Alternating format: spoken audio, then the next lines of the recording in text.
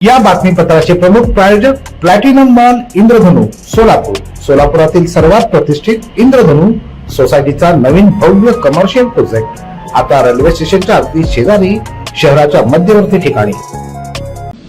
ग्रामदैवत श्री सिद्ध रामेश्वर मंदिराच्या तलावातील पाण्यात ऑक्सिजनची कमतरता झाल्यामुळे मासे आणि कासवांसह इतर जलचर वारंवार मृत्युमुखी पडत होते। या समस्येचं गांभीर्य ओळखून सोलापूर महानगरपालिका आणि जलतज्ञांनी सखोल अभ्यास केला। अभ्यासानंतर तलावातील पाण्यात ऑक्सिजनचं प्रमाण वाढवण्यासाठी विशेष एरेटर कारंजे बसवण्यात आले। या कारंज्यांमुळे पाण्यात हवा मिसळून ऑक्सिजन पातळी वाढली असून जलचरांना मोठा फायदा झालाय। महानगरपालिकेने युद्ध पातळीवर 8 एरेटर कारंजे सुरू केल्यानं तलावातील पर्यावरणीय संतुलन राखण्यास मदत झाली आहे। हे कारंजे केवळ उपयुक्त नाहीत तर अत्यंत मनमोहक आणि आकर्षकही आहेत। विशेषतः सायंकाळी रंगीबेरंगी दिव्यांच्या प्रकाशात ही कारंजे अप्रतिम शोभा देतात। दिवसभर सुरू असलेल्या कारंज्यांमुळे उन्हाळ्यात भाविकांना सुखद गारवा मिळतो। यामुळे सिद्धेश्वर मंदिर आणि परिसराची सौंदर्यात लक्षणीय वाढ झाली आहे।